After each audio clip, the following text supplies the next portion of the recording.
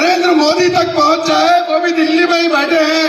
मेरे साथ रिपीट कीजिए, जय सीएम। जय CM. Thank you very much. और आज के एक्साइटमेंट को देख करके जोश कुछ अलग ही है ना? एक्साइटेड हैं? अभी आपने अंजलि मैम को सुना और जाना कि नौकरियां अब खतरे में है ना? और मैं बात करने वाला हूं आपके बीच में बिजनेस के भी कुछ बहुत अच्छे हालात नहीं है ना? जानना चाहते हैं तो बस शुरुआत करते हैं। मेरा नाम अभिषेक छाबड़ा है और मैं भीलवाड़ा राजस्थान का रहने वाला हूं। इस सिस्टम के भीष्म पितामह भाग्य चंद छाबड़ा आदरणीय बीसी सर का बेटा हूं।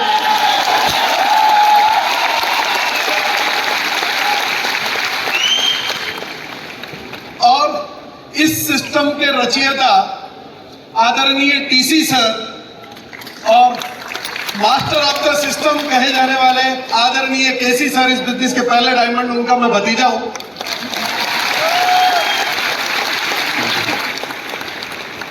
और साथियों, अब जब मैं पिछले 1 साल पहले इसी मंच से मैंने आरसीएम की विधिवत शुरुआत की थी, मैं शुक्रगुजार हूं यूईएस टीम का। बहुत बहुत धन्यवाद जो आपने हम युवाओं के लिए ये मंच उपलब्ध कराया। पिछले 1 साल पहले मैंने विधिवत आरसीएम की शुरुआत इसी मंच से, इसी शहर से की थी। आज फिर मैं आपके बीच में हूं।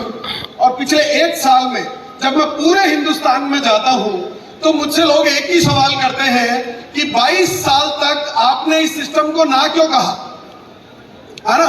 आप भी जानना चाहते हैं? तो मैं जब भी 22 साल तक मुझे बीसी सर फॉलो करते थे। कौन करते थे? जो पूरी दुनिया को समझाते हैं वो मुझे नहीं समझा पाए और 22 साल तक मुझे फॉलो करते रहे। और वो जब भी मैं उनको ना बोलता था ना तो वो एक ही बात कहते थे कि बेटा, आरसीएम को जीवन में आदमी 2 ही वजह से ना बोल सकता है, या तो उसको किसी बात का अहम है या उसको किसी बात का वहम है।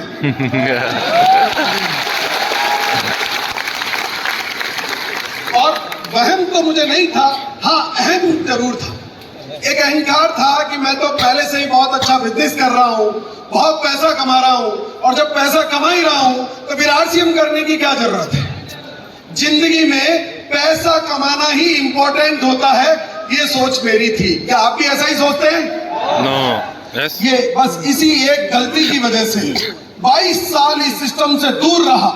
अगर ये गलती मैंने ना की होती, समय पर निर्णय ले लिया होता, तो आज यहाँ पर इस सिस्टम की सेकंड जनरेशन के रूप में नहीं बल्कि इस सिस्टम के डायमंड की हैसियत से आपके बीच में खड़ा है।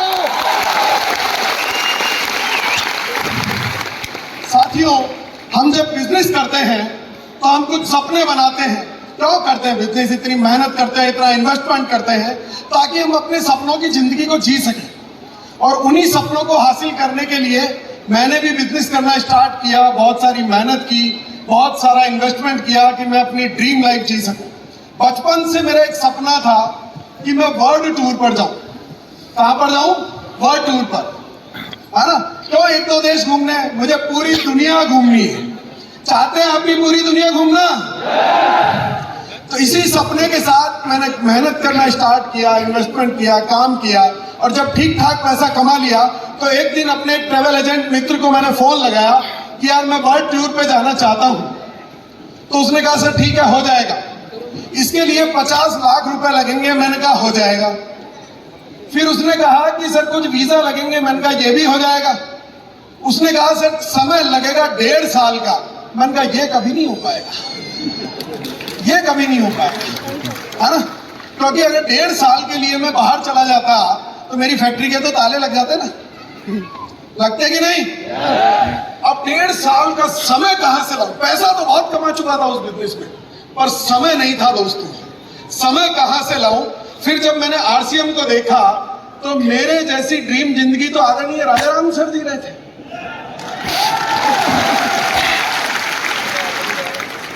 पिछले 3 सालों में 25 से ज्यादा देशों की वो यात्राएं कर चुके हैं। पिछले 8 सालों से वो अपने फार्म हाउस पर अपने बाबूजी के साथ रहते हैं, पोते बच्चों के साथ खेलते हैं और इस सिस्टम को करते हैं, पर अपनी इच्छा से, मजबूरी से नहीं। बात समझ आ रही है? क्योंकि इन्होंने इस सिस्टम में टाइम, मनी और सिक्योरिटी जैसी तीनों चीजों को हासिल कर लिया था।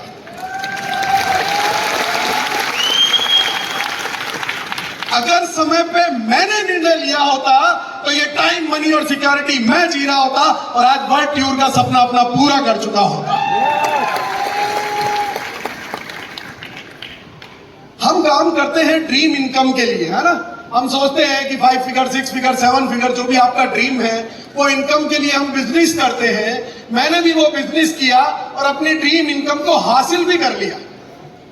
पर उस ड्रीम इनकम को हासिल करने के लिए साथियों, हर महीने की 7 तारीख को टीडीएस का रिटर्न भरना पड़ता था, 10 तारीख को जीएसटी का रिटर्न, 14 तारीख को ईएसआई, 20 तारीख को जीएसटीआर और उसके बाद क्वार्टरली मुझे टीडीएस का रिटर्न, जीएसटीआर 7 का रिटर्न और उसके लिए कई ईयरली इनकम टैक्स रिटर्न, कई सारे डिपार्टमेंट लगते थे, labour department, pollution department, electricity department, RIICO department और उसके अलावा मुझे कई सारे काम करने पड़ते थे, प्रोडक्शन करना पड़ता था, quality check, sales, dispatch, transportation, इतना सारा ताम झाम करने के बाद मैं अपनी ड्रीम इनकम को हासिल कर पाता था और बिना कोई ताम झाम किए मुझसे ज्यादा इनकम तो आरसीएम के लोग ले रहे थे, बिना किसी ताम झाम के। मैंने कहा यार कि इतना ताम झाम तो अकेले आदरणीय डीसी सर ने अपने से ले रखा है यार, है? तो क्या करना चाहिए? बिजनेस की आरसीएम। और देखिए साथियों, हम जब काम करते हैं तो इस उद्देश्य से बिजनेस करते हैं कि करोड़ों रुपया कमाएं, अपने बच्चों के लिए कुछ ढेर सारा बैंक बैलेंस, बंगला, गाड़ी, शानो शौकत अपने बच्चों को विरासत में देकर के जा सके, है ना? अब मान लीजिए, फर्ज कीजिए, हिंदुस्तान के बहुत बड़े उद्योगपति जिन्होंने अपने जीवन काल में 1 लाख करोड़ रुपए कमाए, कितने कमाए? 1 लाख करोड़। और उनके 2 बेटे, दोनों बेटों को 50-50 हजार करोड़ रुपए विल में देकर के जाते हैं। क्या 50,000 करोड़ 7 पुश्तों के लिए काफी है? 50,000 करोड़, 50,000 करोड़ दोनों बच्चों को वो देकर के अपनी विल में जाते हैं। एक बेटा उस 50,000 करोड़ को कुछ सालों बाद 2 लाख करोड़ बना देता है, पर दूसरा बेटा वही बैंक करप्ट हो जाता है। तो काहे की सिक्योरिटी यार? आप लाखों छोड़ के जाओ, आप करोड़ों छोड़ के जाओ, सिक्योरिटी है पर श्योरिटी क्या है? वहीं अगर आप आरसीएम करते हैं, तो अगर आप रूबी की पिन पर हैं, तो आपके बच्चों को रूबी का नॉमिनेशन मिलने वाला है। आप अगर डायमंड की पिन पर हैं, तो डायमंड का नॉमिनेशन मिलने वाला है। और इसीलिए मैं कहता हूं कि आरसीएम सिक्योरिटी की श्योरिटी देता है, बिजनेस नहीं देता है साथ। हम जब बिजनेस करते हैं तो हर बिजनेसमैन ये सोचता है, मैं भी यही सोचता था पूरी दुनिया की तरह, कि I am a proud tax payer और मेरे टैक्स के पैसों से इस भारत का निर्माण हो रहा है। हर पैसा कमाने वाला, टैक्स चुकाने वाला ये सोचता होगा कि मेरे टैक्स के पैसों से भारत का निर्माण हो रहा है ना? सोचते हैं ना? हमारे टैक्स के पैसों से ही तो ये डेवलपमेंट होता है ना? होता है। पर इसका दूसरा पहलू आज मैं आप लोगों को बताना चाहता हूं कि उस टैक्स के पैसों से कितना भारत का निर्माण हुआ ये तो मुझे नहीं पता, पर 20 साल से जो व्यक्ति मेरे साथ मेरी फर्म में जॉब कर रहे हैं और आज मेरी फर्म में वो हाईएस्ट पोस्ट पर, मैनेजर की पोस्ट पर हैं, उनकी सैलरी है मात्र 50,000 रुपए महीना। कितनी? और वहीं उनके छोटे भाई जितेंद्र कुमार जैन सर ने आरसीएम करने का निर्णय लिया, तो आज उनकी इनकम है 3 लाख रुपए महीना। जो 20 सालों से मेरे साथ है। और आदरणीय मुकेश कोठारी सर और प्रहलाद राय सर भिलवाड़ा में जिस फर्म में जॉब किया करते थे, मैं वहां भी पता करके आया साथियों, वहां भी अगर किसी की हाईएस्ट इनकम है तो वो है 50,000 रुपए महीना। हेलो। और उसी शहर में आदरणीय मुकेश कोठारी सर आज रहते हैं 25 करोड़ के बंगले में। कौन कर रहा है नए भारत का निर्माण? बिजनेस, आपका टैक्स का पैसा या आरसीएम? अरे सही मायने में टैक्स चुकाने से भारत का निर्माण नहीं होगा, सही मायने में लाखों लोगों को टैक्स चुकाने लायक बनाने से भारत का निर्माण होगा, और वो करता है ये आरसीएम। वहीं अगर मैं बात करूं तो आज 20 साल पहले, आज के 20 साल पहले जो व्यक्ति ड्राइवर के तौर पर मेरे यहाँ काम किया करते थे, ड्राइवर के तौर पर, है ना, आदरणीय सौरभ सर की गाड़ी आज भी वही ड्राइवर चलाते हैं, पर उस वक्त के एक ड्राइवर ने आरसीएम करने का निर्णय लिया, जिनका नाम है मिस्टर समुद्रनाथ योगी, और वो ड्राइवर आज खुद की कार से आरसीएम बिजनेस पे सेमिनार देने जाते हैं।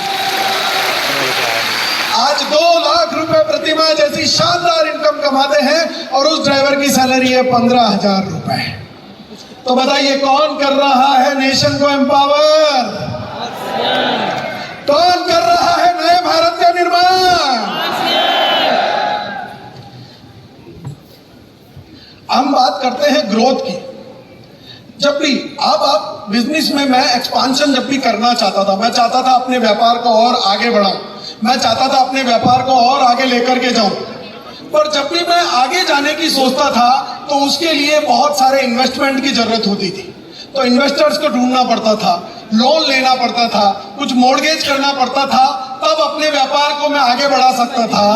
पर यहाँ पर अगर आप अपना पिन लेवल इंप्रूव करना चाहते हैं, आगे बढ़ना चाहते हैं, अपनी इनकम को बढ़ाना चाहते हैं, तो आपको धन इन्वेस्ट करने की जरूरत नहीं है, सिर्फ मन इन्वेस्ट कीजिएगा और आप उस इनकम को हासिल कर सकते हैं।